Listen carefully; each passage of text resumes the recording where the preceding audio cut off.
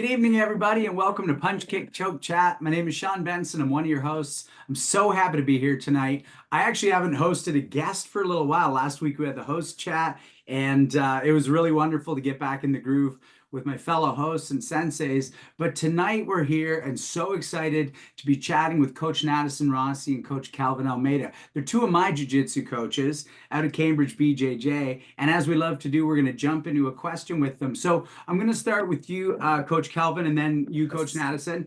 So I want to ask, because you two are dear friends, and a lot of our guests come from a very classical martial arts background, but in jiu-jitsu, there's a little more ease to it. So I want to ask about training and learning from people who are essentially your best friends. What are the benefits of that, and what are the challenges? Like it, I don't think there is challenges because we actually train together. We are friends, right? Like, and it's a chemistry too, right? Like it's about like feeling good with the person that you can share with, and we both, by being friends for a long time, we know each other, right? We know what we basically do all the time in the game, or not only in the martial art, but everything, because we work together for, I don't know, 8 years, Nathan, something like that, right? Like, plus jiu-jitsu. So, man, no challenges, to be honest, no challenges. In my opinion, it's a great partnership, having somebody that you can share things, and we build up, because we didn't only share our martial arts stuff. When we met as in 2014, if I'm not wrong, 2014, yeah, at Toronto BJJ, since then, our lives been like side by side. Not to move to Cambridge, I moved to Kitchener right after to do Cambridge BJJ.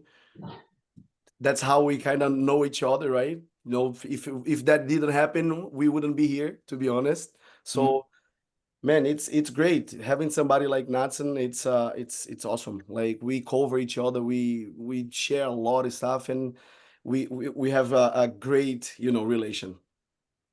What do you think, Coach Nadisson, challenges and benefits of learning from and working with best friends? Well, first of all, thank you, okay, for the invitation to be here and share this moment with you guys. Man, I talking about myself, especially, I learned a lot from Kelvin, even though that he's younger than me, but he started to do jiu-jitsu earlier than me a little bit, and as you guys know, he's very talented, he's very competitive, he's been winning many titles, and to me, to being easy to take advantage of this, because I feel like he always steps forward after my jiu-jitsu, and I can try to catch this. And the trainer has always enforced on me. He always pushing me to go to Toronto. And I think that is one of the advantage that I take, not only to train with my best friend, because as they see you guys, also you guys career a relationship that it's more than friends, like Kelvin today, I can consider him like my brother, because we are here for each other for anything, Everything. not only for jiu-jitsu, but also personal life, right?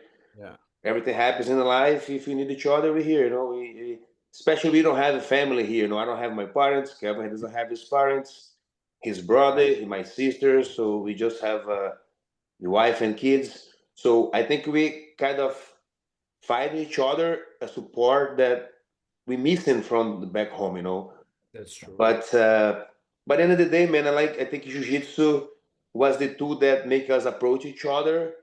And to be honest, and like training with my best friend, it's for me it's the best thing ever, because I can not only learn from him jiu-jitsu, but we can share each other experiences. We can like open the heart sometimes. Sometimes we cry together. Sometimes we laugh together. And man, this is for me. It's incredible. It's a good privilege. Thanks, Coach. Sensei Suino, let's go around the horn to you next. And you come through much more classical arts, including Japanese strict type instructors. So how do you find, let's say, even with Sensei Dauphin, where you teach each other, you're close, but maybe other relationships as well? What are the pros and cons of getting familial or best friendly with your instructor slash students? Yeah, I can't say that I've been best friends with any of my instructors, but I have really good friends, lifetime friends in the martial arts. You know, I started training with John Gage Sensei when we were both about 18 years old. He moved to Japan a few years before I did. And then he lived there much longer than I did. But, you know, he was the person I looked up to when I got to Japan. We trained together uh, every Saturday for 4 years and many Wednesdays and some Mondays as well. Randy, I've known for what, 35 years, first as a student, now as kind of a co-conspirator. We do a lot of projects together. Yeah, and I have martial arts students who become my friends. I don't think there's any cons. I suppose it could happen that you know, if a relationship goes bad, or if you have trouble, like if you have trouble saying difficult things to somebody. But at the moment, I can't think of anybody in that case. It's always been better. It's always been a positive. Thanks, Sensei Svino. What about you, Sensei Dauphin? Well, everybody on this call knows if they call me, I come. Like that's more than friendship. There's some friends that would call me and I'd say maybe later, right? Like, sorry, I'm gonna have to get to you a little later. You know, when it comes to Sensei Legacy, like we were joking around about him knowing Sydney, he knew the plans for Sydney. Not only did he know Sydney, he knew the plans, he knew the plans for Sydney, right? I remember being like 20 years old and him standing at the top of the stairs and saying, "Hey, Sensei, I'm going to be a dad," and him jumping off the steps into my arm. When my parents died, he took over that role as almost like my guardian. If I died, Sydney would, and my kids would go to him for things. Sean, you and I experienced, so we've pulled people out of cars on the 401. We've traveled to Minnesota playing the punch buggy game to go train in Minnesota. I've made you get out of bed in the middle of the night to go get the hot tub opened for me, and you got it done. Right? Like these experiences and the shit we do is just incredible. And it is really a feeling. And honestly, you don't get that feeling from everybody. I don't have that feeling from everybody, but I do have that feeling for everybody on this call. What about you, Hanshi Legacy? You built a karate club at a time when things were pretty strict and classical, but you created a familial dynamic within it. What are the pros and cons of becoming too close, or are there any? Well, I don't. If there is, like, say, a friend of mine comes and joins the dojo, and he'll quickly find out that he's not going to get any favors. You know, we're teaching a martial art. Everybody's equal there. On the other hand, you have a guy like John Pearson, who's a guy we joined together. He's still training with me 54 years later. So you create a friendship with people that have the same interests. And then when I joined, my sensei, Benny Allen, had difficult times, and he lived with me for a while. So martial art is you sort of have, it's a special, closer family than just having friends at work or something like that, because you see each other at our best and you see each other at our worst, you know, especially when you're fighting and having a hard time. So I don't think there's any downside to it. Right on. Thanks, Hanshi. Thanks, everybody, for that. So if you're tuning in and you're new to this show, you might be watching on YouTube and you might not be watching in real time. Hit the subscribe, hit the like. We're so happy you're here. We have a huge library of punch, kick, choke, chat. If you're listening on a podcast while you're driving or you're baking banana bread, save us a piece. And same thing, share this with your friends. But if you're here on the Zoom call in real time, you get to be a part of this living history.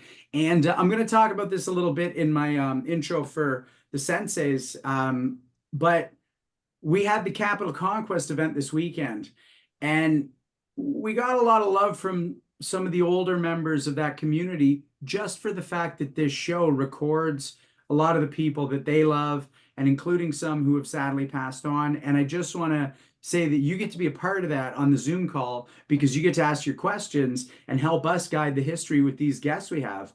And I just was reminded of what an honor it is to do this show when I would run into somebody from one of the older gens who would appreciate the fact that they got to see one of their friends tell their story in their own words, and you get to help us do that. So ping your question, and then Robert will throw it through to us.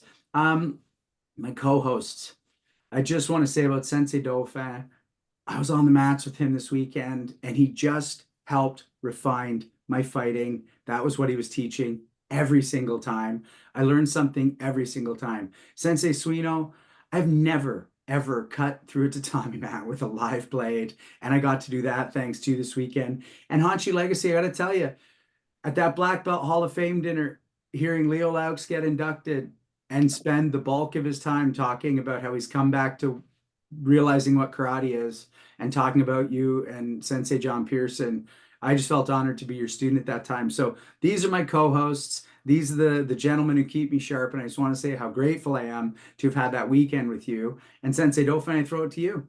Okay, so this is like when I tried to write intros for Sensei Suino and Sensei Legacy, where I came up with like 7 pages of information and then realized that would be the whole show. So I'm not going to say everything, but I'm going to say, and Coach Kelvin, Coach Nadisson, you're going to laugh when I try and say the Portuguese words. So you have free reign to just laugh or choke me tomorrow morning when I show up. So Coach Kelvin was born in Recife and raised in Salvador, Bahia, Brazil. He's been training in BJJ since 2012. Coach Nadisson was born and raised in Colatina, Yep. Espirito Santo, Brazil. That's where he was born and raised, and he's been training since 2013. They both participate in a lot of tournaments. If you know BJJ, NextGen, IBJJF, ADCC, AJP in Canada, and I know that Coach Kelvin's actually been going into the United States to compete a little bit now, which is excellent. They're both black belts under Professor Jorge Britto, who's actually Sean's main instructor at Toronto BJJ and Etobicoke BJJ. For me, I always give some thoughts for me. When I started, it was under Sean. Sean talked to Coach George. Coach George said, tell your karate instructor to go to Cambridge BJJ. So Robert wanted to start BJJ and asked if I would do it with him. So I went with him and I said, listen, if I quit, you have to keep doing it. He wanted me to join an art because he saw that Sensei Legacy and I did karate together. And then we did Iaido with Sensei Suino. And he didn't have a second art that he got to train with his instructor. So he said, would you join BJJ? And I said, yes, but if I don't like it, you're going to keep doing it and I'm going to quit. Obviously, that's not going to happen. Yeah, I'm really happy also to have my daughter training with these 2 gentlemen. She loves them both dearly. I want to say something. These people, they also mentioned that they're new to Canada. In my opinion, looking at them, they're exactly what we want people who come to Canada to be. They love Canada. They love our community. They love our province and they love our country. And they do a lot of things in the community and they do a lot of things to help a lot of people be better. That's financially, that's support wise. It's not just one stream of support they give. And I wish everybody who moved to a foreign country would value that country the way that these 2 men do. I'm really grateful for that. They're both very resilient people. Injuries, whatever, they show up, they still teach, they still train. They're very inspiring to the people who have injuries and the people who don't. I find them to be very inspiring. Personally, I will say I've competed in 2 tournaments now. The first one, I won in the last 20 seconds. And the last one, I lost in the last 20 seconds. And whether I won or lost, they were both there when I stepped out of the ring to hug me and congratulate me and thank me for competing. Their gym culture is excellent. If you go to Cambridge BJJ, you're going to be welcomed. You're going to get really good instruction. And listen, you're going to find a lot of like sharks, really tough people. Like if you want to try and hurt somebody, you're going to find out really, really fast that you're in the wrong place. But if you want to come and be honest and be part of something, and they're going to welcome you in and it's going to be great.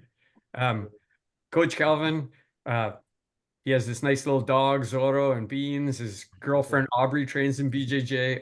everything is lovely. Everything that you see on the social media is all real. All of that stuff is real. It's not made up for the social media. He's a real person. Coach Nadisson, I've been to his house. Lovely family, 2 lovely children, beautiful wife. Natalia helps with Cambridge BJJ, does a lot of work in there, a lot of work, and everybody appreciates her there as well. I got to see Coach Kelvin get his black belt. I got to be there the day that his black belt was awarded to him. A couple of things I want to say. Well, and we've had some adventures too. Allegedly, we might have even went to a homeless village together, and I had a pepperoni in my pocket. But anyway, we just keep that quiet amongst us. All the people on this call know what that's about. But one thing I want to say to both of you is that Sensei Suino always said, and he says this all the time, but he said it to me: when you find a teacher, keep going to that teacher and just do what they tell you to do. Don't question it. When you find a good teacher, I'm really happy that I found good teachers at Cambridge BJJ. Sensei Legacy said something really long time ago that you guys say regularly, and I'm telling you both this so that you can know these are good things. Sensei Legacy said to me 3 decades ago, 3.5 decades ago, Randy, don't worry about getting graded. Just love the training, just do the work, and the grades are just going to continue to come. And it was very odd that when I stepped into Cambridge BJJ, both of you said, don't worry about any gradings, don't worry about anything, just love training jiu-jitsu and everything else is going to take care of itself. Really proud to have you both on here. Really proud to document both your history. That's my intro. Thank you, Sean. Thank you, Sensei. So a lot of the questions we asked today are going to be more of a party, more of a conversation, but I do want to get each of your stories. So we'll start with you, Coach Kelvin, and then we'll go to you after, Coach Nadisson. What was it like for you growing up, and what brought you into the martial arts? Man, like I grew up in Brazil, right? I grew up in Recife, Randy, Recife. And I moved to Salvador when I was a teenager, right? Like I used to play soccer as any other kid in Brazil back in the day. Soccer, being a soccer player was the dream, right? Like, oh my God, I want to be a soccer player. Just like any other kid, they all want to be Ronaldo, Ronaldinho, you know, like right now they want to be Neymar. That was the dream. But I end up having this first injury of my life. I was 12 years old. I had one infection on my left hip that end up making my adult progression late, and my femur didn't grow, so I had to stop playing soccer. And anyways, that was 3 surgeries, you know, a few months in the hospital, physiotherapy. Like from 12 years old to 14 years old, my life was very hard in terms of injuries and getting better and healing from my first 3 surgeries on my hip. I moved to Salvador, and then I started to surf. And I used to live by 2 minutes from the beach. Every single day I was surfing. And all of my friends surfing used to say, let's go train jiu-jitsu. Let's go train jiu-jitsu. I have this big friend called Saulo. He was the one that I was like, let's go train. I was like, nah, I just want to be here. I want to surf. I don't want to train. He was like, let's go. You're going to like it. I was like, no. I don't want it. Anyways, I came to Canada in 2012, and I had to stop surfing, right? Like there's no there's no beach, there's no ocean here. They even surf, they do some crazy surf on the Great Lakes or whatever, but it's too cold for me. No way, I can't do that. And right away I had to do something. I'm very active. I've been always active kid, and when I got here, too cold, I couldn't do things outside pretty much. I hated the cold. I was like, I need to do something. And walking down the street, I saw this thing, Brazilian Jiu-Jitsu. I was like, oh, Jiu-Jitsu. I kind of, like I said, back in the day, my friends used to tell me, oh, let's train. So on the beach, on the sand, we used to play a little bit, right? Like wrestle each other. So that's how I kind of learned. When I went to my first class, I already knew how to do an Americana, an armbar, a rear naked, but I didn't know how to get there. I didn't know the process, right? Like the fighting and everything. But then I saw this place. I went in there. I did my first class. In my first class, I met somebody with my name, Kelvin too. I I submit this guy in my first class, and that got me. That was like, oh my God, I did this today already. Can you imagine? You know, our brain go right away. Oh, I'm pretty good or whatever. So since the first class, like I kind of got in love right away. Next day I was there. 2 weeks, 3 weeks, I was already in love with jiu-jitsu, you know. And 1 year later, I met my first Brazilian jiu-jitsu instructor. That person was very important in my life. He was the person that put in my brain that jiu-jitsu wasn't only competition.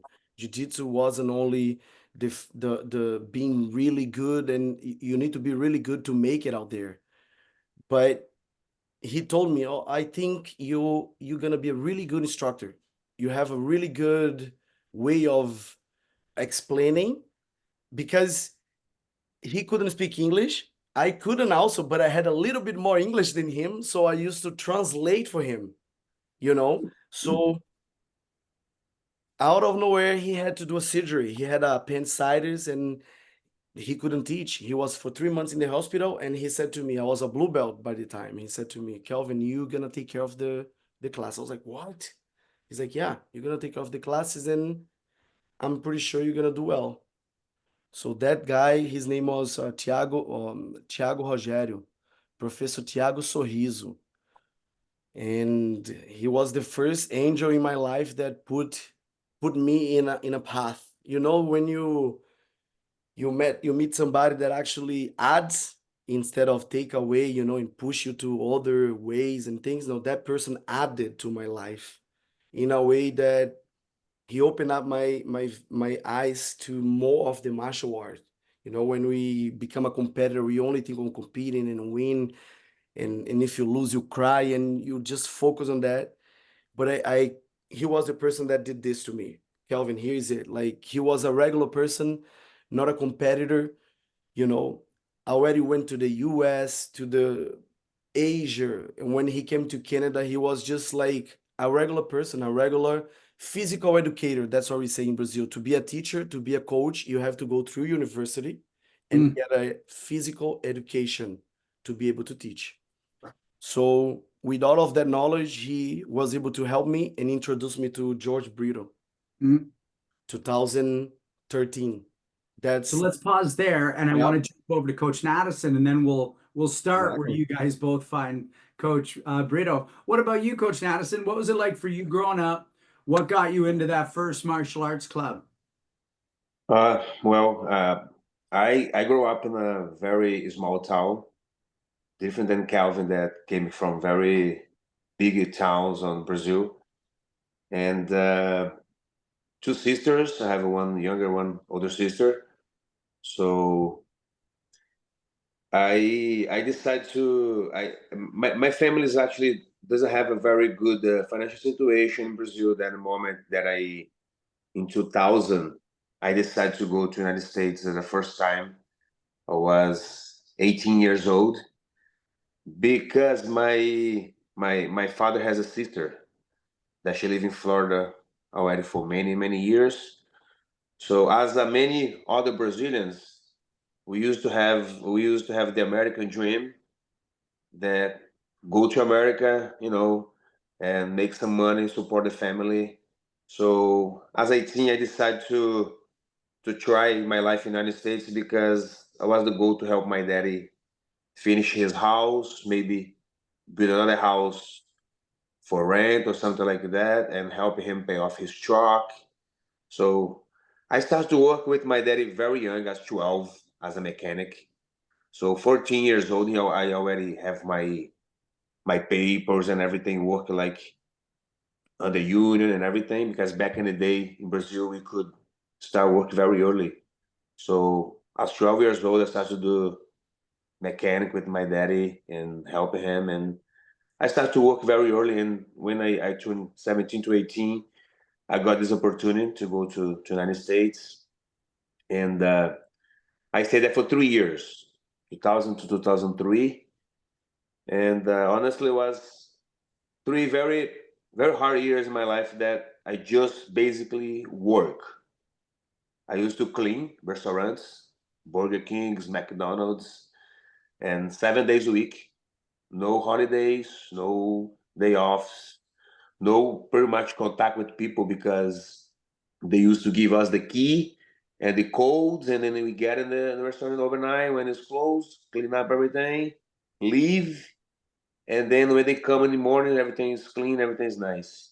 So I used to do this. I did this for 3 years, and I really kind of sacrificed those years in my life, but worth a lot because I could help them financially. And if I can say they are better today, was for sure because of the help. But after 3 years, was enough for me. I was young and was pretty much no life, relationship with people, no friends, no girlfriend, no nothing pretty much. Just work, work, and work. And I got a point. I just bought a ticket and I went back to Brazil. And then I spent 2 years in Brazil. But when you went out one time, first time, and then you start to learn and see the world and see different things, I believe your mind open for different things and different opportunities. And then 2 years later, I decided to try again to go to America. But of course, to try to do different things, live a different lifestyle.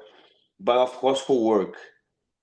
But 2007, when I decided to come to the United States, I decided to pass by Canada because my visa was expired. So I came as a Italian citizen. So today I have 3 citizenship actually: Brazilian, Canadian, Italian. But back in the day, I have the Italian citizenship. We didn't need a visa to go to the United States. And then I tried by Canada. Again, Niagara Falls, got the train. But as soon as I got on the board, they checked my information and they saw that I stayed there longer than 6 months. That's the time that I'm supposed to stay, right? And I work and did everything. So what happened? They sent me back to Canada. Huh. And then, man, at that moment, I believe it was the hardest moment of my life because my goals was past 2. My aunt was there on the other side waiting for me. Get him in the car, go home, and then no family, much easier to start something new. But when I see myself in Canada, it feels like, wow, what am I gonna do now? 2 options: go back to Brazil and start from not from the zero, but from the negative, because start from nothing, or try something here, try something here. And then I remember it was a Sunday. I decided to get a taxi and drive around downtown Toronto. I left my luggage in a hotel, and then I asked the driver to drive me around some Brazilian community, and then they drive me to Dundas and Darfrey, which all Brazilians pretty much is in there. And then I ended up in a restaurant, and then I explained my situation for a guy, and he said, "Hey man, if you want to stay with me, you can stay. I have the rent paid already this month. You can find a job." And then the day, man, in 3 days I was working as a carpenter, as a helper. Three weeks later, I got my first check, $600. I feel like, wow, I'm rich. $600 in Brazil, my friend. They already put in my mind in reais, like 4 times more. So, man, I'm gonna find a way to stay here. But that guy has problem with drugs and stuff, and man, I try to deal with that situation, and then I start to get better because I start to work, I move, I start to live with another guy much better, become a friend. And then I started to end up in construction, get deep in construction. I became a professional, like in drywall. That's the work that I met Kelvin, and then we start to work together doing drywall. And then doing drywall, I start to work with a friend that I used to live, and he does jiu-jitsu. He does jiu-jitsu. He's pretty much Kelvin's age, 10 years younger than me, and very competitive as well, like to compete tournaments and stuff. And I was there driving my van, smoking my cigarette, doing my drywall, and then see this guy right beside me, cutting weight, doing diet, going for tournaments. And I was very interested to see his routine, the sacrifice that he was doing for the tournaments and stuff. And then one day he invited me to go for a tournament to watch him fight. And that was one of my first contact with jiu-jitsu. I was 30 years old already. I have heard about, of course, and watch fights and know about family, the Gracie family and stuff. But like see like in person like this, like people fighting, feeling the energy was my first time, you know. And then he started to say, hey, let's go, let's try every single day for months. One day I tried was March 2013. And since that day, I never stopped, basically, you know, never stopped. I started training. I met this guy a year later, you know, look for work. I put him to work to do drywall with me. We became friends in drywall and jiu-jitsu. Yeah. And here we are, 10 years later, with the gym and 240 students, you know, over 100 kids, with big dreams, still, you know, a lot of goals, a lot of challenges ahead, but we believe we are approach with good people that has a good passion for jiu-jitsu and martial arts that is, you know, driving us in a good way. And I believe we are doing a good job in our community, because as Randy tell us before, you guys before, is after 5 years from zero, it's been a good impact for the community already. People's feeling the different that kids, adults, all different ages has been impact for jiu-jitsu. People, you know, you guys know, because it's not only jiu-jitsu. We don't always say jiu-jitsu because it's the art that we do it, but it's martial arts in general. You know, I know how karate, judo, and other martial arts can change people's life when they really take this as something serious. No, I want to do it. I want to change my life. Man, Right. Kelvin can say how many people stop smoke, quit drugs, fight against depression. Some women's already being assaulted for men, and then they come to build up some, you know, self confidence, right? Be more secure when they are alone. So, man, we see what jiu-jitsu and martial arts can do in people's life, and I think that thing flame in my heart, the passion that we have today for jiu-jitsu. Because man, today jiu-jitsu is our life. You know, I think the success of the gym, it's when people come to our class, they see in us the passion and the love that we have when we're teaching, no matter for how many. Can be one class, can be two, can be 40. We always teach a class with passion because it's something that we really love to do it. You know? So basically, that's Sean. It's my history from the day one until I start to train in jiu-jitsu. That's amazing. And you know, I saw when I came down for the grading where Sensei got his blue belt, like 240 students, 100 kids, like that's an amazing size of a club for not being open very long. There's some teachers who never hit that student count. And yeah, that's a really beautiful growth. Let's go back to you, Coach Kelvin.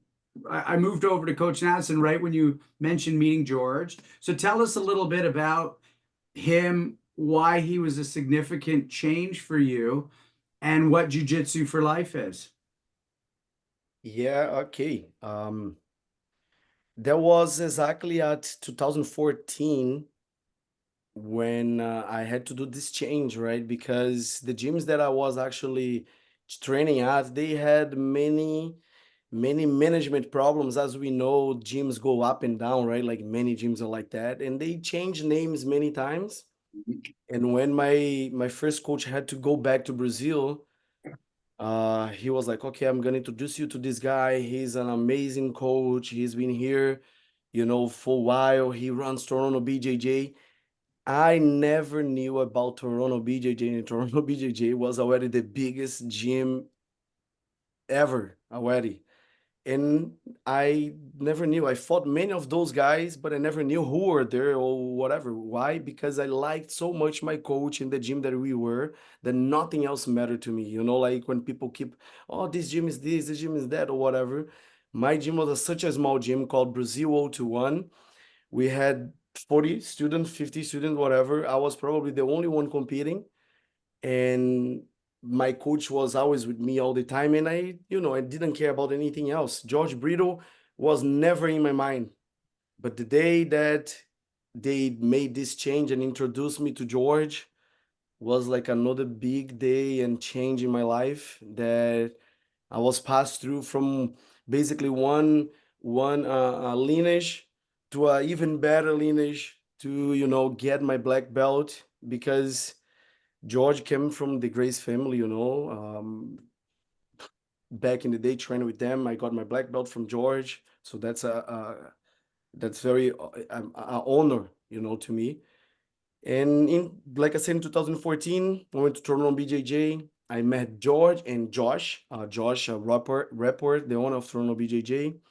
Great person too. Just another two guys that just added to my life so much knowledge about another aspect of the martial art and jiu-jitsu. Like I said, one opened up my vision to teaching and be able to make my life through jiu-jitsu, not only competing. And George and Josh opened up my eyes to be able to do whatever we are doing right now with the gym, with the tournaments, and live off all of that. And Toronto BJJ was a great place at first, to 2014. I was there just training. They didn't use me for anything. They just say, just stay here. Whenever we have anything to do, we're gonna talk to you. A year later, they asked me if I was free and able to teach some classes, like introduction classes. And that's when all my teaching start to come back, right? Because I was teaching in the other gym before, and then I was like, yes, of course, I want to teach. And then I started teaching all the first classes for many people. And I think I was there for 2 years, right? 2016, teaching all the time, inter classes, and that's when we start Cambridge BJJ. 2015, I met Nadisson. Nadisson was there for 2 years already, basically, right? Like he got his blue belt. I got to Toronto BJJ already blue belt. And yeah, and George Britto, man, put so much in my head, like I came as a bottom player. I used to play in the bottom, butt scoop, like a lot of people hate.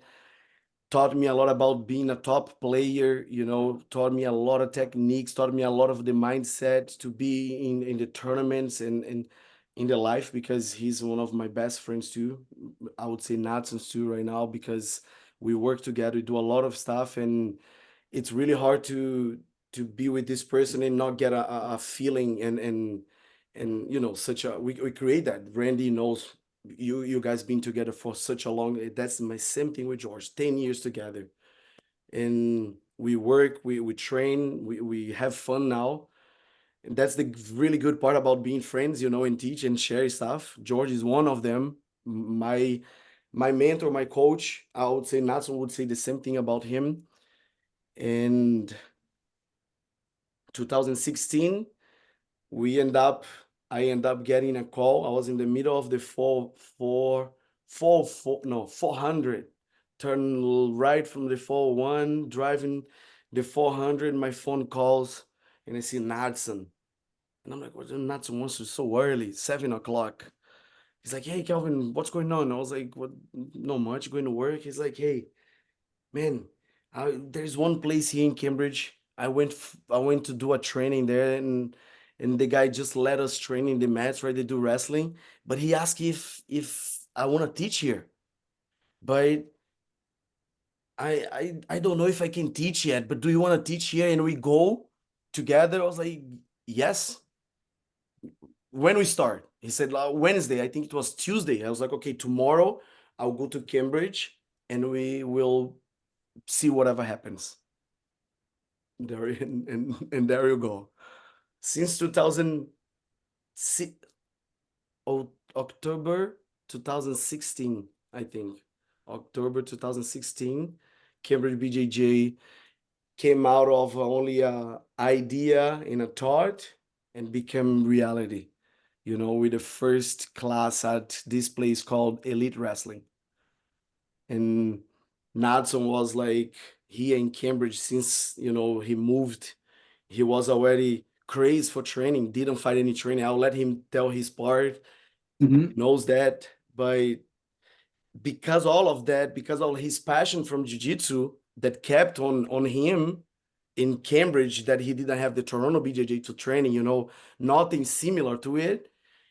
He found this and connected together with me because of I really like the persons and the people that like the martial art and they live on it, even though he kind of had to stop. He came back to it, and because he came back to it, he had the opportunity and I had the opportunity. And that's how we both, you know, we start to grow even more together since 2016 to now. That's amazing. So, Coach Nadisson, we've got a couple questions, but we'll get to them after this. What was the thing that made you say, let's do it, let's start Cambridge, let's go? Being a student always, but it's time for us to be teachers here and open a club. Sean, before talking about open the club, I also want to talk a little bit about Jorge because, you know, I believe he's the big inspiration to everything happen at Cambridge BJJ. And man, Jorge, it's for sure my biggest inspiration because when I met him the first time and I start to know a little bit about his history, where he came from, everything he passed through his life, man, it was a feeling that I want to approach off this guy. I want to be friend of him. I want to be close of him. I want to learn from him because it's that feeling that this guy has so many things to add in my life, especially in jiu-jitsu aspect, that was very funny because I think I really believe in God, and I think when the things has to happen and God put everything together, will happen. And I was even friends with George in 2014. Was my second year, my first year covering internal BJJ, and then he was just passing by the front desk internal BJJ. I invite him to my son Mateus' very first birthday party, and George was a couple years here. And as we know, George, he's not a guy that makes lots of friends. He's very close with very small circle of people. So I invited him, but not really believe that he will show up to the birthday party. You know what I mean? But when I was there, and he showed up his wife, his little son, and then I believe that was the first trick that we start to create that relationship as a friend, not only as a instructor, because we always look George like up as a master, as a sensei. He doesn't like to we call him sensei or master. He always like to call him as a professor. But man, I think that day was the day that we started this relationship. And then, man, like George, like Kelvin said, George is so close of Gracie family. He has lived so many things with them. It's so many experience to share with us, things that he lived, the things that he saw. So it's been so interesting to learn from him, not only the jiu-jitsu skills, but about jiu-jitsu, about the martial art aspect, you know, because jiu-jitsu, like all the martial arts, sometimes becomes a sport and people start to forget about the martial art aspect, right? Which for us, I think is the most important thing, the discipline, the respect that we want to pass through the kids.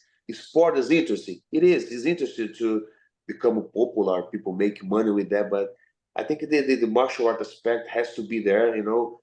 And George is so focused on this. And you guys can see in our class when we teach, the way we still form up, we check if everybody tie your belt nice, if you form up in the right place. So when I was in Cambridge, I was looking for a place to train in. But that's the thing where I feel missing. Couple gyms that I visit, it's no form up, it's no professors in the wall. Everybody gives with different colors. You just sit in the mat, start to row and lead. And man, this was such a different for me. Like, man, where's the professor? Where's the sensei to form up, to start the class, to explain the technique, you know? And I couldn't find it here. I just visit people, just gym like this. And then one day I saw this place, like Kelvin said, a little wrestling. And I stopped to show up and I started to talk with the owner. And my idea was looking for a place to invite some friends and do a training. So pretty much try to rent his place for a couple hours to invite some friends and do some BJJ training. I was almost a year already, no training, just here and there, visit like Stratford, sometimes Toronto, and it was hard to find some place. And then, like Kelvin said, when I asked him for rent his place or training, he just said, "Hey, do you want to start to teach jiu-jitsu in my club?" And then I feel like in my mind, right, me like teach blue belt, 3 stripes. Wasn't my goal at that moment, Was my goal basically training.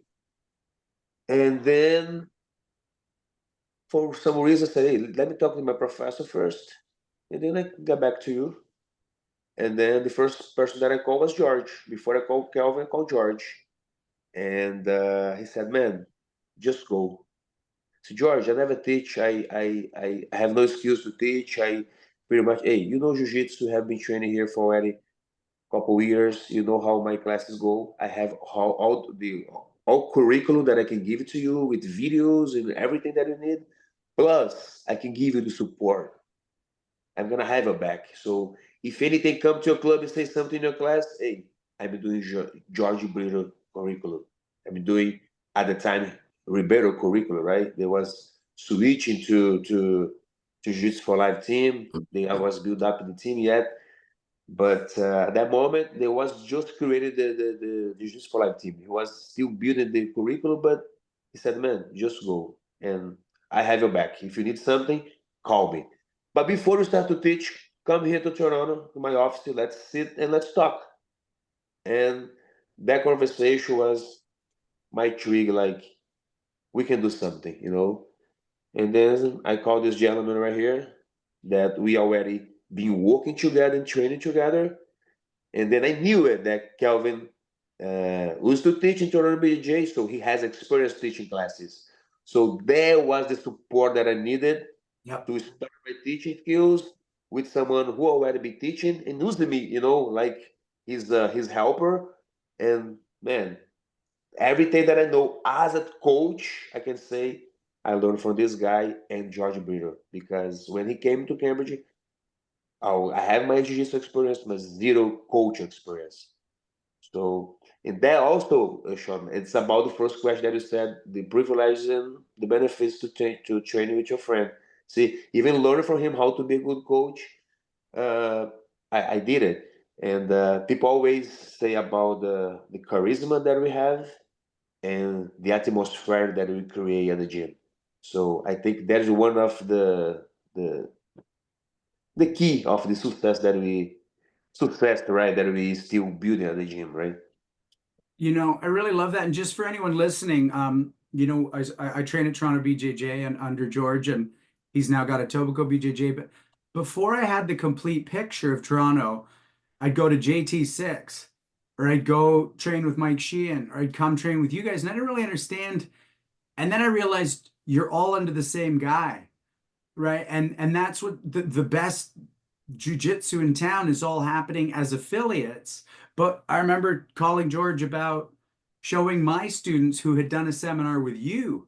I said, "George, are you okay if I show them some more stuff after my karate classes?" And he goes, "You know enough, you can really help them. Come to me if you need any more help, and just keep training." And the charisma you're talking about, I mean, when he walks in the room to teach a class, you can feel it. you can feel the room just go, oh, this is going to be a different class, or oh, I didn't know George was teaching today. Shit. I had a fellow purple belt the other day go, I had the hardest, best class of my life the other day. George was just on a tear, and he just said, nobody's taken, like, it was just different. And we all know how good the other teachers are, but I just want to say for people listening, he's the head of what's called Toronto for Life, which is a series of affiliates across Canada.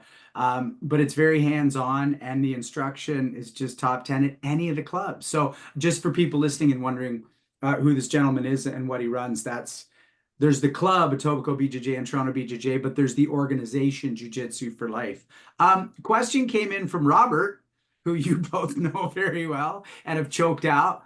And actually, we'll start with you this time, Coach Nadisson. What was your hardest lesson to learn as a teacher?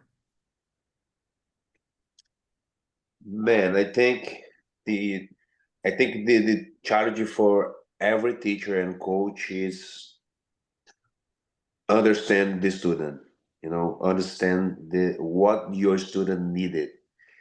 Because I think this was on one of the biggest thing that makes Helio Gracie the biggest professor ever in Jiu-Jitsu.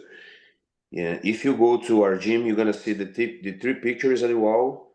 That in the center has Helio Gracie, which for us was the best professor ever in Jiu-Jitsu because he knew it, how to understand the students more than anybody, and knew it, what they needed to get better. If you see on his left side, Carlos Gracie, he's the name of the philosophy of Jiu-Jitsu.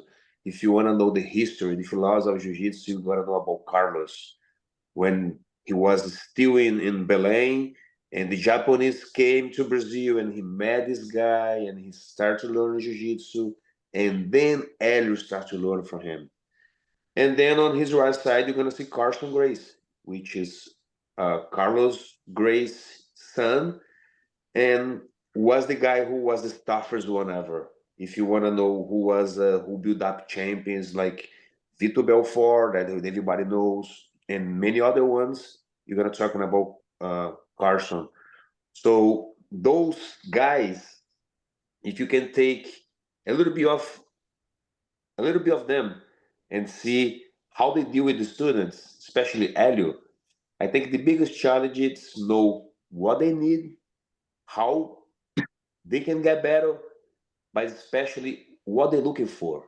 Because people come for our gym, they're looking for many different things. People come sometimes just to lose weight, sometimes people come to, change lifestyle or get some confidence.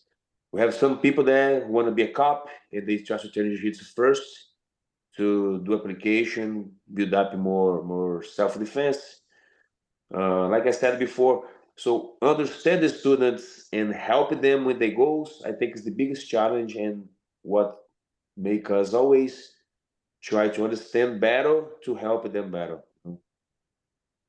How about you, Coach Kelvin? What is the biggest challenge for you as becoming a teacher? To be honest, when I mentioned earlier that I met this guy, Professor Tiago Sorriso, he was somebody that made it very easy to me teaching. He actually taught me because in 2013, when I was teaching, that he had the appendicitis, was in the hospital. I had to teach at the gym, Brazil 021. I got to meet a bunch of oldest black belts from the world, like from Brazil, from where they're from, Saudi Arabia, I guess, some places in Asia, some places in the US. This gym called Brazil 021, they had a big affiliation around the world already. So my skills of teaching was already being built up since I was a white belt. And I got to learn from a big affiliation. They already had everything ready for instructor. I didn't, like, lucky me, I didn't have to go through basically like Nadisson. Nadisson had to go through and learn beside me. And, you know, after we did some courses to go with Jiu-Jitsu for life. But when I was teaching as a blue belt, I got to know all of this platform that we had classes every Wednesday night for the whole world, like the whole instructors. We had one class to teach every single week. So all of these questions, like, oh, if they ask this, you have this to say. If they ask that, like, no, no, no, this is a part of that. I was taught like that. And then when I went to Toronto BJJ, my skills of teaching was already there. I had a little bit of problem, to be honest. This is, I would say this is would be something that I had to deal with. The persons that, the intro class, the person that never ever did jiu-jitsu, I had to deal with them. And that was my first challenge, like to actually show uncoordinated people how to front roll or how to back roll or how to do a hip escape. That's where people most take a challenge in the beginning, right? So that was my first difficult time. But because of Toronto BJJ gave me the space and the time to work with many first comers to jiu-jitsu, that became something easier to me too. And now we passed the first class, the intro class. Nadisson does the intro class at Cambridge BJJ right now. And I'm sure he could have this like he said, to understand the student, right? To understand how they do stuff. This is for sure one of the challenges in the beginning, to get that person uncoordinated, or the person that can't know what's left, what's right. How should I do it to come back to the next class? That's the challenge. After this intro class and say, okay, you're good to go, come back next class, and then you're gonna enjoy actual class. And that person after that class, after they done the half front row, half back row, or they try to do the hip escape, they couldn't. That's when we come as a coach. I was a martial arts instructor, and try to retain that student, right? Like, no, no, no, come back to class. And that's where we know that we did a good job when they come back to the next class. Retention, the hardest thing in martial arts that we see it. Retain people doing martial arts as a lifestyle. Yes. Many people try, but keep it like us here. It's getting harder and harder every single day. Well, my toughest thing in jiu-jitsu is guard retention. So good. They just keep passing. I was talking about retention. The students you see on guard retention. See. Let's go to you for this question, Sensei Suino. We won't go to everybody, but what have you found over your lifetime of teaching to be the greatest challenge? The greatest challenge is growth. Personal growth. I was on the mountains. I was up in the Wyoming mountains at 10,500 feet with Randy and a few other guys about 2 months ago. And we were sitting around the fire, and there may or may not have been tequila involved. But I said, I think when it comes to my dojo, every problem comes back to me. If I want the dojo to evolve, I have to evolve, right? And so I've been this dojo I've had since 2006. Wow. And whenever the dojo reaches a plateau, it's because of me. Something I have to do. I have to have a different look. I have to see the world differently. I have to learn to teach better. I have to do a better job of helping my black belts teach. And that's not to say that they aren't responsible for making things better. We're all in it together. But so that growth, that evolution, I have to evolve to keep my martial arts evolving and to keep my dojo evolve. That's the challenge. Thanks, Sensei Suino. And Hanshi Legacy, I want to ask you the same question before we go to our guests' 10 questions.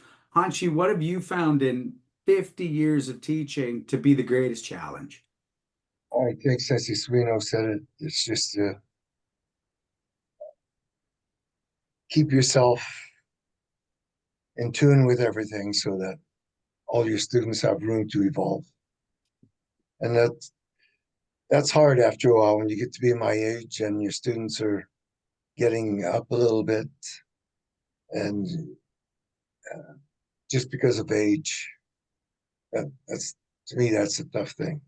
It's even the toughest thing is seeing yourself going into that phase and there's nothing you can do about it. It's going to happen to all of us, right? Yeah. So you sort of have to be to accept it a little bit. That's my answer.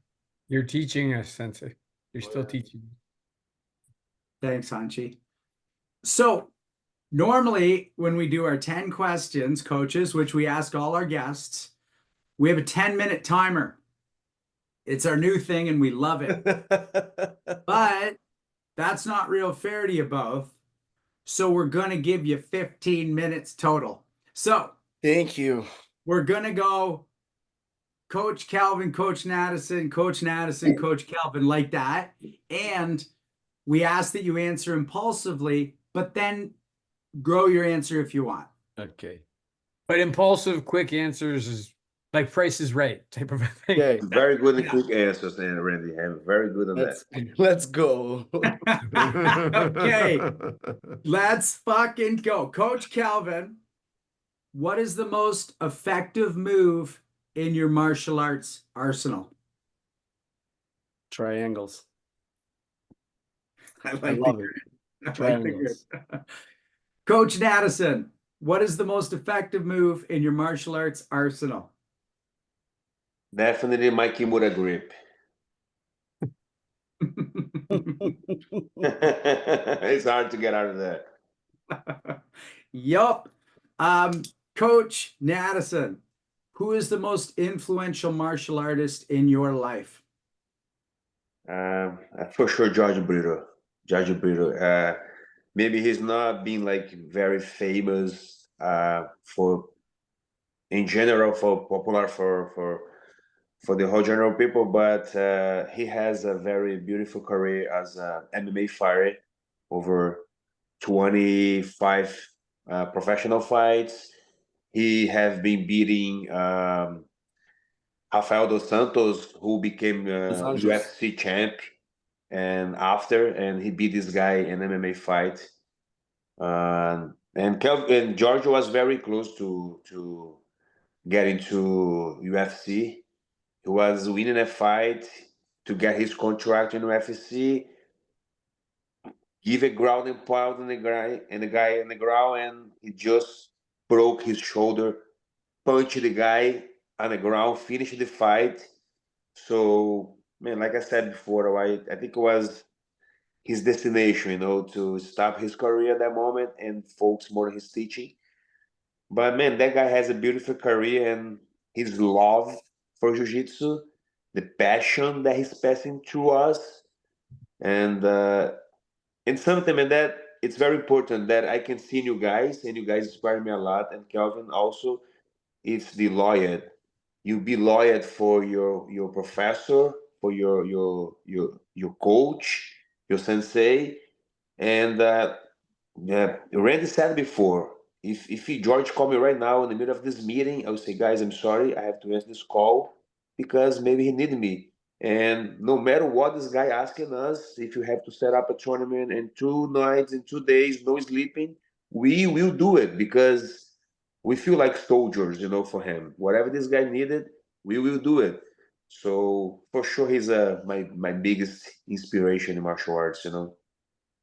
Coach Kelvin, who is the most influential martial artist in your life? Yeah, I would say, like I've been mentioning throughout this whole podcast, I would say George for sure. It's my biggest look up to, in my inspiration in martial art too. Taught me a lot, and my first coach too, Thiago Sorriso, inspired me until today, doing his work in Saudi Arabia, teaching a big school there. I was happy. I was teaching me from far, and George from close, as close as we can. Coach Kelvin, who's the most influential martial artist of all time and why? Of all times. Oh my God, we gotta say Roger Gracie, right? Roger Gracie. Man, the guy proved it through fighting, through life, through history. Uh, basically retired, came back to fight the new gen, beat the new gen, and retired again. So, man, he's out there teaching, passing his life, Grace family. He's for sure, in my opinion, one of the, if not the greatest of all times. One of, if not. 10 minutes and 48 seconds to go. Whoa, I think we're doing pretty good. Coach Nadisson, who is the most influential martial artist of all time and why? For me, for sure, is Helio Gracie because he not only learned martial arts, but he adapted martial arts for his body type. And he not only did that, but he also proved to the world that as a smaller people, you can beat a bigger people if you apply the right technique and the right timing. And he's been challenging people back in the day when we're talking about 1950s, 1960s. There's no TVs, there's nothing that can show you to the world that you can beat people. So he started challenging, and I think you can search on YouTube and you can find Helio Gracie against Kimura. That was the judo world champion at the time, 30 kilos heavier than him, and they fight it for over 2 hours in the Maracanã Stadium for 100,000 people watching them. And after 2 hours fighting, Kimura get him in a famous name that he created the Kimura grip, and he was like about to break his arm in front of everybody, and he didn't tap, and then Carlos threw the tile in the ring and stopped the fight. But Kimura raised his hand and said, "This guy is a real deal because 30 kilos heavier than him, and he still resists for 2 hours, right?" So was crazy. So for me, Helio Gracie for sure. Coach Nadisson, what excites you most about the next 5 years of your training? Man, when you're talking about my training, I can put together my teaching and the school that we building. So I believe my next 5 years it's been learning how to training more, of course, to be a better coach, a better teacher, and grow the gym. Grow the gym much that we can. We have a plans to have 3, 4, 500 students and get another location, and running the biggest tournament in jiu-jitsu in Canada. So man, like we're running lots of tournaments already. We traveling to many other places in Canada. It's try to share more jiu that we can in the next 5 years, get more people into jiu-jitsu, because in the end of the day, if you have more people doing jiu-jitsu, community grow, and it's gonna be better for everybody, for sure. Coach Kelvin, what excites you most about the next 5 years of your martial arts? Oh, Cambridge BJJ. Cambridge BJJ is my goal. It's I'm still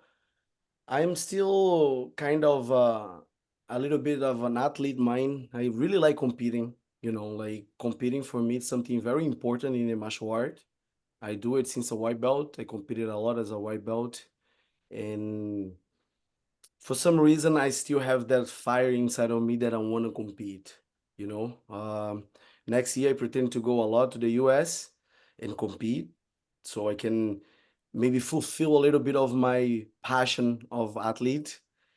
But my next 5 years, my next goal for the 5 years is to work at Cambridge BJJ, make that place, preach jiu-jitsu in that place so much to new people that can spread and make that gym grow. That's my life, that's our life. I really, really want to work, like it's from home to Cambridge BJJ, Cambridge BJJ from home. Both places are home, right? Like it's from one home to the other, you know. And in the next 5 years, that's what I see. Only working towards like a a goal that we reach it, but we want to help more. There's other people that needs us, and to help them, we need to grow a little bit to be able to make other people live from martial art. That's really the goal. My goal in Cambridge BJJ. Coach Kelvin, if heaven exists, what do you want to hear God say when you get there? Oh my God, welcome, because I hope I go there. That's what Sensei Legacy said. Welcome here. Welcome, Kelvin. I was waiting for you. I said, thank you. Hopefully I see God. I don't see something else when I go.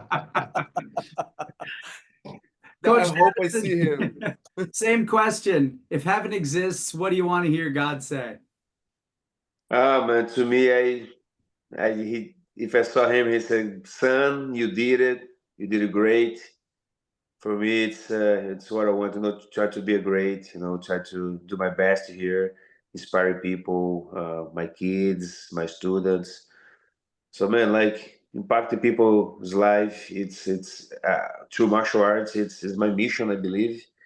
So, if I'm in the right mission, and that I believe that's God's plan in my life, and impact more people that I can. And I just want to get there and say, "Son, you did it. You work hard, but you reach people, you change people's life, and you know that's it." 4 minutes and 47 seconds. Fuck, we're rocking. Coach Nadisson, who's your favorite action hero, even if they're not a great martial artist in real life? I'm sorry, say it again. Favorite action hero, even Oh. if they're not a real martial artist. You can say me, it's okay.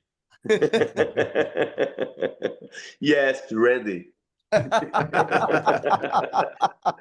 Man, it's funny. Like sometimes when you approach with someone, you have that connection. Like sometimes as a student, sometimes a friend. But man, this gentleman here, he's one of my favorite heroes for sure, man. Because Randy just getting me right in the heart. You guys know this guy longer than me. You guys know how special he is. But man, like I learned so much from him. I teach him jiu-jitsu class every day. I know I teach my skills to him. But as a person, as a father, as a martial artist, that's what I see in Randy. Believe it or not, man, like I never had the habit to tie my belt and turn away from people to show respect for, right? And I started to do this because I saw Randy. He always turned away from me to tie his belt, and something that I believe you guys learned from karate. In jiu-jitsu, we don't used to do this. I never see people do that. But I see something so respectful when he turns away, tie his belt, and turn it back that I start to do as well sometimes. And you take it. It's not because he's telling people to do it. He's showing by his example. So it's really true, man. When I say every experience with this guy in class, it's very special for me. So Randy, you are one of my favorite heroes, man. Trust me. Okay, coach, you just bought yourself 2 more minutes. Minutes. Talking about you 2 more minutes, Coach I have Kelvin. a bunch of things to tell you. Favorite action hero, even if they're not a great martial artist in real life. Favorite action. Wait a second. Favorite action hero? You mean action movies? That's how I was thinking about it. I mean, Okay. Yeah, that's what I mean, but before I or said me that, if you want, whatever. It's fine. You can. Kelvin, hair, blonde, come on. No. An action hero, actually, I would say that I really like and has something involved with jiu-jitsu. It's Spider-Man, right? The Spider-Guard, Spider-Man gets you locked with his webs, I'm sure he would do good. I bet he'd do fucking great. But even if it's not a person or a famous person, I would like to just point it out something that it's somebody from my family. It's funny, actually. My uncle, right now, he's a black belt in jiu-jitsu, and he loves jiu-jitsu. He he loves jiu-jitsu. He loves martial art just like us. He would do anything for it. And right now, he decided in the last 3 months, he put some money together and bought some mats and bought some stuff and start to teach jiu-jitsu for free out of his house for the community in the street there, you know, and it's in a project, a huge project. And man, since he started doing it, I see the love of this guy for jiu-jitsu, and he's, for me, he's right now he's been a hero for me and for all of these kids that he's helping there, because it's not everybody that will put his time and money and things for free and to help anybody. So my uncle, I really think he's been a incredible person right now for that. Coach Kelvin, if Yeah. jiu-jitsu didn't exist, what martial art would you want to spend your life doing? I would say I would do judo.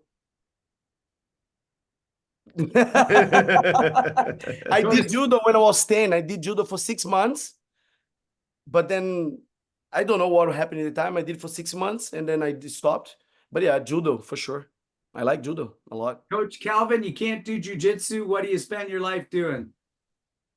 Oh, Nadisson. Oh, sorry, Coach Nadisson. I'm looking at him, but I'm saying your name. Man, I think Randy is not allowing me to do another martial arts. No, That'd be for kind sure. of If it was in jiu-jitsu my life, Randy will get me for karate for sure. So instead of be his sensei, for sure he will be my sensei. Right on. oh, we've made Sensei Espirito and Sensei Legacy happy on this call. Okay?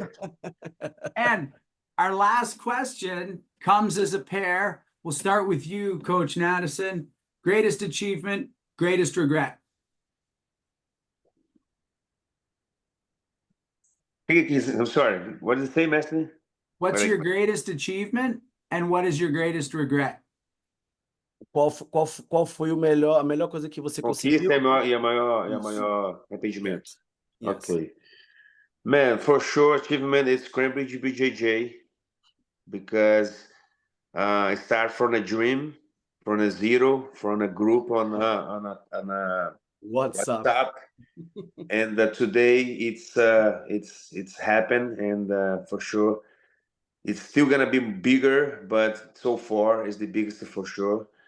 And to be honest, Sean, there's no regret in my life. I think everything I have done, it's because it should be like that. It's I have tried to do my best. I've never been so rebel in my life. I haven't been like try to be my best, and maybe bigger regrets. It's um, bad companies for a while. You know, there's bad companies sometimes drive you to bad directions.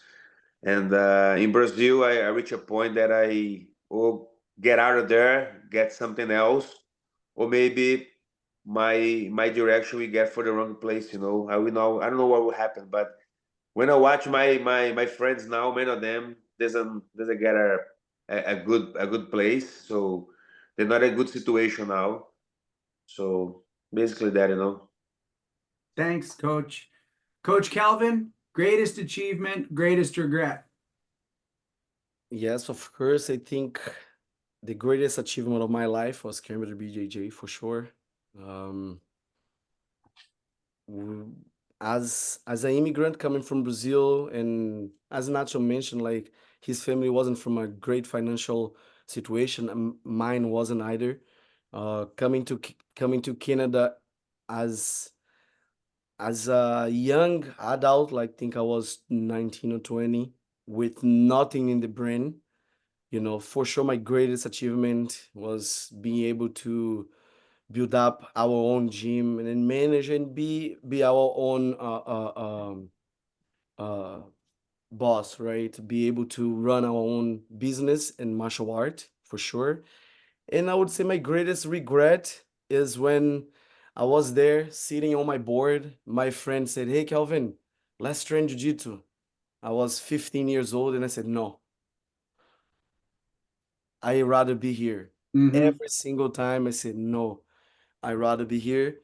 I regret that. And I already told him many, many times that I regret that. But he said something to me that was very important. He said that I was like, it was actually last week. I told him that I regretted so much never coming with him to training. But he said to me, you know what? I think it was better. It was better because if you stayed here and you train with me, I think you would be from Edson Carvalho, these guys from there. And he doesn't like those guys, you know? So he was like, you would be from them, but you from George, much better. George comes from the Gracie. Maybe you'll never be So- here in Canada. and I maybe would never be here in Canada, right? Because if I really like jiu-jitsu at that time, I don't know. I don't know if I would be here. So that's my biggest regret. Thanks so much. So we have time for one last question that we're going to go around.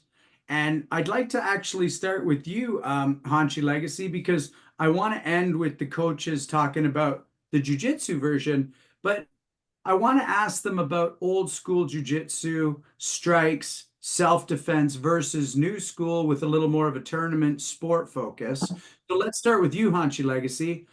Old school martial arts, street arts, poking out eyes, or, blood and guts era, no pads, versus modern day karate, where some people have never truly been punched in the face. Pros and cons of each. And do you think we're going in the right direction? I think people don't understand, in my opinion, people don't really understand what karate is. They use that as a game, whereas it's a deadly art, and that's why there's no respect left for it. People go to other things because they don't fully understand what it is. That's my opinion. Thanks, Hanshi. Sensei Suino, where do you go with this idea in any of the arts that you do?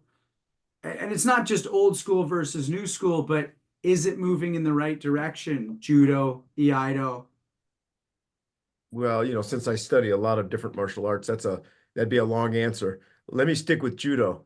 There's not really an old form of judo, right? I mean, you can use judo in self-defense. People do it all the time, but judo is a modern martial art that composed of many old arts. It's been a sport for many decades, and but I think it's getting better. I think our athletes are getting stronger. They're getting healthier. They're getting better mental training. Their techniques are more complicated. And the only challenge I think the biggest challenge is the rule sets keep changing. So the governing bodies make it hard for judo to evolve the way I'd like to see it. Actually, I have a dream, and it's not the time, but sometime I want to talk about the dream, which is where we have a martial art that represents judo, BJJ, catch wrestling, and all the grappling arts, sambo, and a rule set that encompasses all of them. So I think the judo athletes are moving in the right direction. I think the organizations sometimes don't help. I want to see the blend you're talking about. Mm-hmm. Sensei Dauphin, what do you think? Are we moving in the right direction? And you do the BJJ as well. Any perspective you might have on that too? I'll just talk about the physicality of martial arts, and not like, one of the really cool things about today is there's a lot of respect for a lot of different martial arts. BJJ people respect karate people respect judo people. Like, we were just in a place where it was packed with martial artists and everybody was getting along with each other and very respectful. So I like that. I don't like watered down martial arts. I don't like in Legacy Shorin we fight. You get punched in the face, you get kicked in the body, you're going to get injured, you're going to break a hand. Like, shit's going to happen in this martial art, and that's just part of it. And I think today a lot of people shy away from that. There's a lot of lessons to be learned from that. Getting punched in the head, there's a lot of lessons. And I'm not talking about being injured. I'm talking about getting roughed up. Sensei Legacy taught me a long time ago that if you go into a fight and you don't expect to get roughed up, you got the wrong mindset when you go into that fight. And I think today, a lot of people go to a lot of martial arts clubs and they have no expectation about getting roughed up. Mm-hmm. No expectation of that. and they get belts and graded, and then they come and stand next to people like us with their belts on and say, I'm a black belt, and we're supposed to welcome them in. That's where I think the wrong side is of it. Thanks so much. Let's go to you, Coach Nadisson. You know, you've got even the Gracies who talk about self-defense, you know, and those kinds of things they put together down in Torrance. But do you think the Jits is moving in the right direction, or should there be more of the street art in it still? Man, I think Jiu-Jitsu it's going in a good direction. I don't see it with good eyes become a Olympic sport. You know, I think Jiu-Jitsu community in general doesn't see it with good eyes because at the end of the day, the federation, the IBJJF, is a profit organization that wants to make money as well. You know, and things will change if the government start to control, right?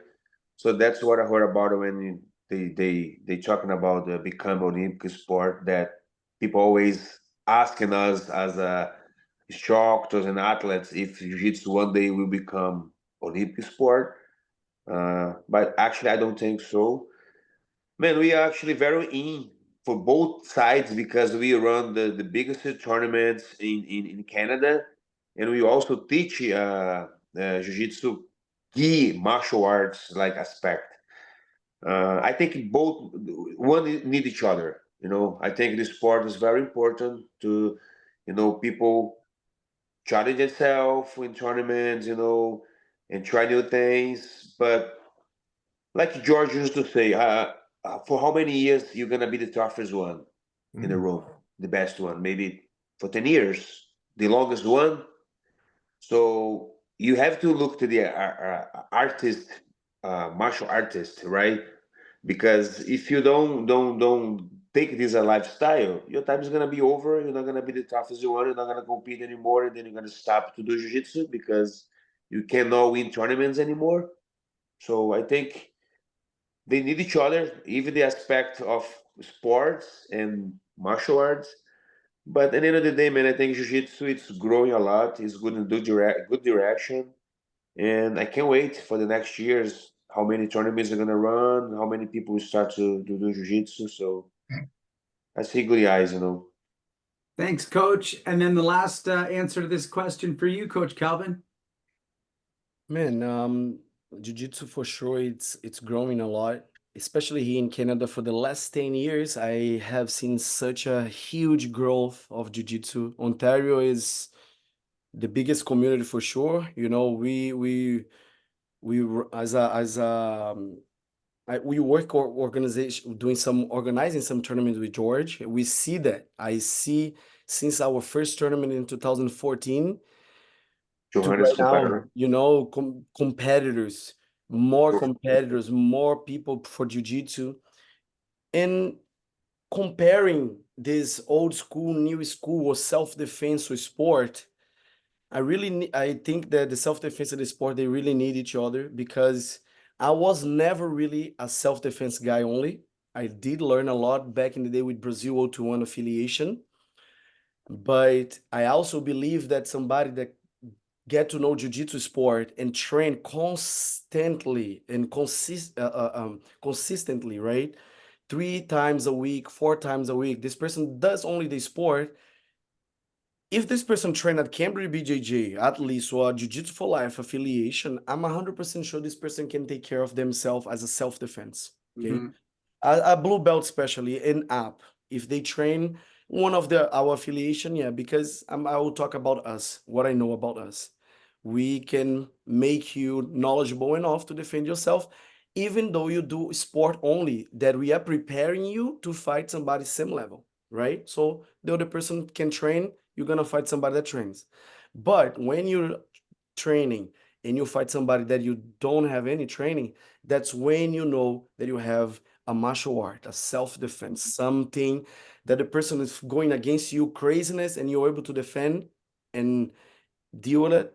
That's how I think that you have martial arts. So old school, new school, old jiu-jitsu or sport or self-defense, they need each other, and the old school with the new school is just time that I was gonna happen. I was gonna be bringing back this new school now is gonna become old later. So it's a cycle.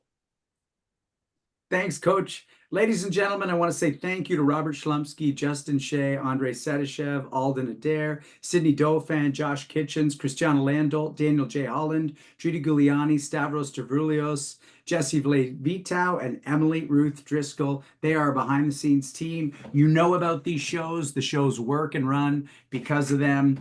We're sunk without them. So the way we say goodnight is we're going to go around the horn, and then we'll give the last word to Coach Kelvin.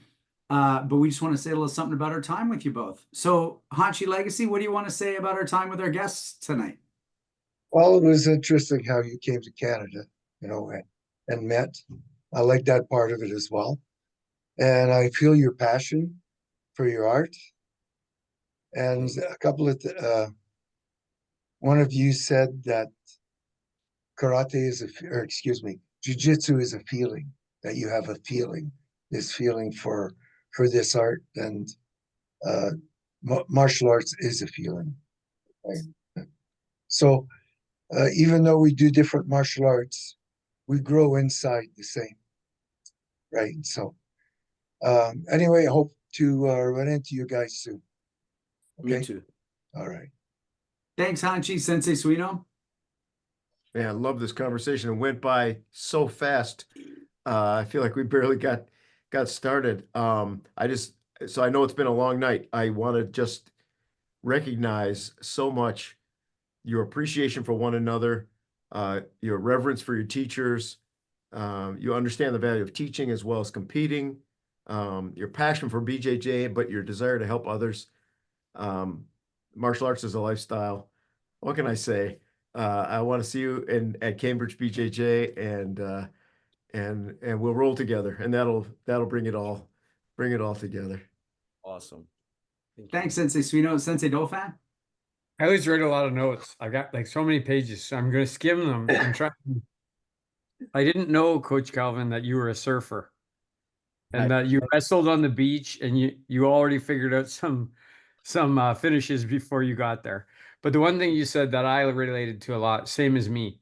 The first day I walked into Sensei Legacy's dojo, the very first day, I knew I was never going to not be doing martial arts. So I have a really strong connection when you said that. I always knew I was going to be his student and I was going to be doing karate. Your challenge, teaching uncoordinated people. That's true. It's a good one. I remember Sensei Legacy again once saying, "Why can't these people do this? This is so easy." So, also about getting them to come back after the first class. And your 10 questions, the triangle, yes, I can't get out of it. I don't even know your path to getting me into it. Most influential. I like that you said both George and your first instructor. I think that's very polite and accurate. Next 5 years, become a better teacher and grow the gym. That's great.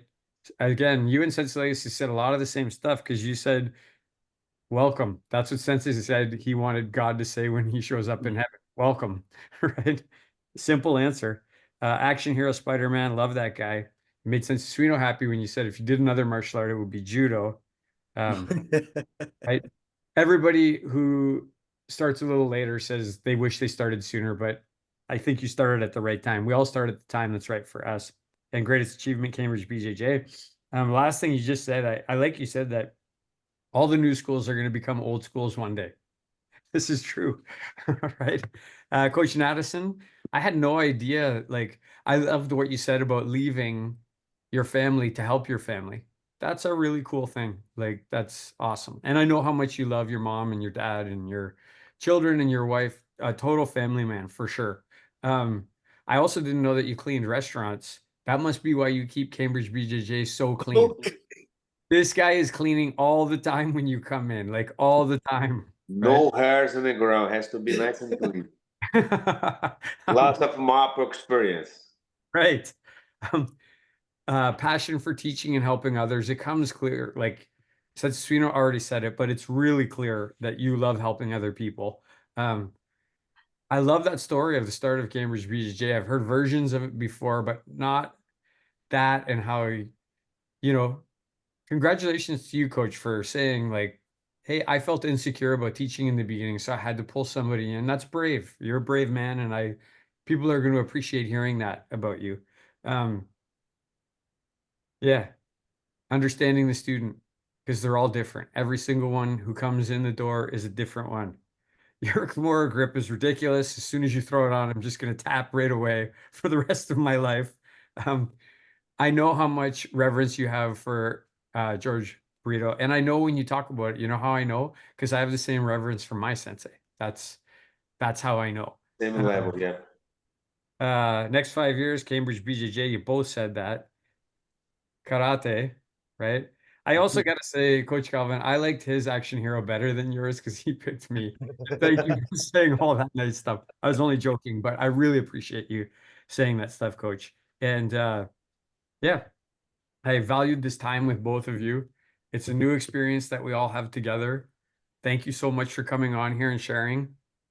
I think we probably should have done it just each one of you one time, but hindsight, right? Okay. Yeah, coaches, I get to guide throughout the interview, but I just want to say, the idea of helping others, the way you talked about depression, confidence, drugs, etc. Like, you're not saying we're teaching people to kick ass. That's a given. We're helping them with their life because of this. I love that. And I just want to put a little. You said so many wonderful things that I got to ask and whatever, but we're talking about loving your teacher, right? So I love that Sensei Dauphin got to go to your club and find you two. And then that's a new layer of our relationship. And that's a gift that you are unconsciously or not knowing you're giving. And training with you both is just incredible. I love every time. And now I'm home, I can come down more. But also the fact that you're making my teacher and me have a layer, it's indescribable. So I just want to say thanks for that. So I'm going to let you say the second last word, Coach Nadisson, and then Coach Kelvin will go to you to say goodnight. Okay, I just want to say thank you for you guys for this amazing opportunity around you guys. Learn from you guys, hear you guys. It's such an incredible opportunity. Man, Randy said something right in the beginning that really got in my heart. That when he said, when you come as an immigrant, and that's what Canada looking for, like, has people who can come and add in the culture. So today I feels like 50% Brazilian, 50% Canadian. The same level that I have for Brazil, I have for Canada. My kids are Canadian. I am Canadian citizen. My wife is Canadian citizen, and I think the best that I can for this culture, for this community, through martial arts, through jiu-jitsu, I will do every day my best. That's the reason I wake up every morning to go and teach you guys and the kids, and just try to be a good citizen, for this culture, for this community. Because when you pass away, I wanna leave exactly what Sensei has on his last name, a legacy. Leave our legacy, and people remember us for what we did for the community. So I really appreciate, Randy, your words. And I think my biggest regret is not meet you before and become your friend before, like I said before, right? So thank you very much, guys. I really appreciate it. Thank you. Coach Kelvin, take us home, my friend. Man, thank you very much, guys, for getting us to the podcast and sharing with you guys all of our history and experiences. Feels like we're special, It's nice to do something like that. And man, a pleasure. I hope I can meet Sensei Legacy, Sensei Nick, Ben. You guys can come one day to our gym, or we go to Legacy, or to Randy's gym here in Kitchener all together. so we can, you know, meet in person and maybe have a better fun, you know, in person, because it was amazing, this conversation. Like you said, it went pretty quick, and we could talk here for hours, you know, so much to share, and would love to hear from you guys too. I appreciate the invitation. Thank you. Thanks, Thank Coach. you, coaches. Thank you, senseis. And for everybody watching, thank you. Good night. And we'll see you next week. Good night, everybody. Thanks, Good night. everybody.